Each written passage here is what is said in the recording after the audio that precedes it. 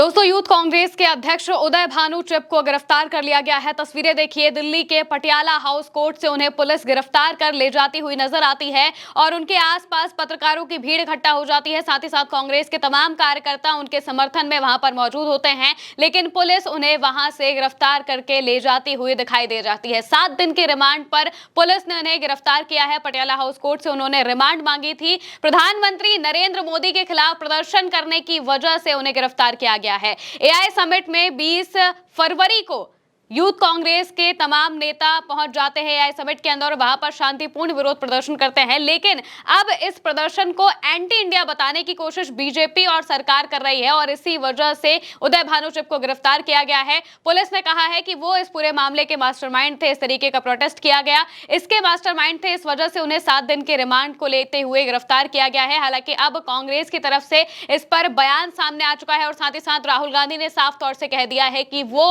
Youth Congress के तमाम नेताओं के साथ खड़े हैं जिन्हें गिरफ्तार किया गया है, उन सभी के साथ खड़े हैं और साथ ही साथ उदय भानु चिप के साथ भी खड़े होते हुए दिखाई दिए हैं। एक एक करके बताते हैं आखिर हुआ क्या।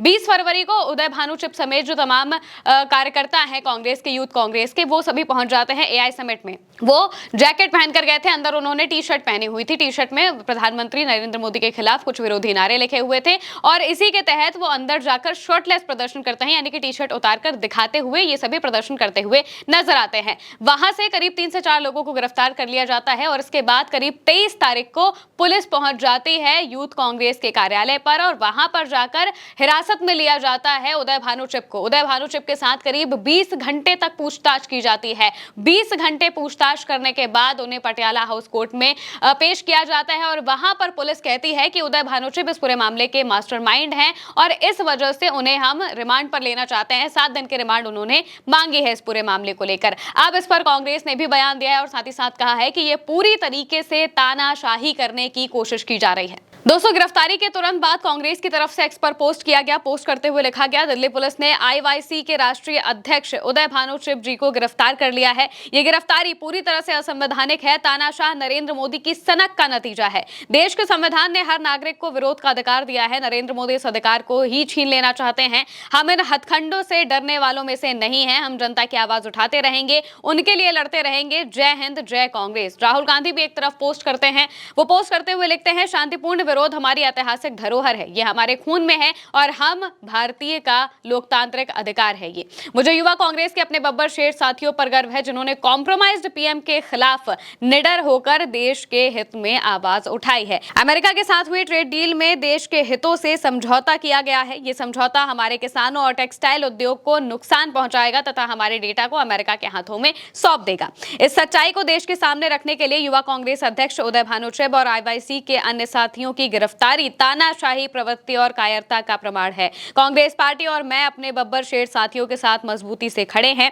सत्ता को सच का आईना दिखाना अपराध नहीं है, देशभक्ति है। डरो मत, सच और संविधान हमारे साथ है। इसके बाद वो हैशटैग में ये भी लिखते हैं, I stand with youth Congress. Supriya Shrinate भी लगातार सवाल खड़े करती हैं। वीडियो पोस्ट करते हुए वो पूछती है, युवा कांग्रेस के अध्यक्ष उदय भानु चिप को गिरफ्तार क्यों किया गया? क्योंकि वो देश के लोगों के हक के लिए सरकार का विरोध कर रहे थे। प्रदर्शन करना कब से जुर्म हो गया है? इस देश का प्रधानमंत्री कायर भी है और कॉम्प्रोमाइज्ड भी है। ये पूरे तौर पर सुप्रिया श्रीनेत एक्स पर पोस्ट करते हुए लिखती हैं। राहुल गांधी ने साफ तौर से कह दिया है कि वो अपने युवा कांग्रेस के साथियों के साथ, बब्बर शेरों के साथ खड़े हुए हैं और इस तरीके की तानाशाही से वो डरने वाले नहीं हैं। पीएम कॉम्प्रोमाइज्ड हैं और वो इस बात को बार बार कहते हुए दिखाई दे रहे हैं। कोर्टरूम के अंदर क्या हुआ ये भी बता देते हैं। कोर्टरूम के अंदर पुलिस की तरफ से और साथ ही साथ उदय भानु चिप के जो वकील हैं उनकी तरफ से क्या कहा गया है, क्या बातचीत हुई है, वो भी बता देते हैं। दिल्ली पुलिस कहती है कि चिप का अन्य आरोपियों से आमना सामना कराना और बड़ी साजिश की जांच के लिए कस्टोडियल पूछताछ जरूरी है। कुछ आरोपी फिलहाल जम्मू, अमेठी और हिमाचल प्रदेश में मौजूद हैं।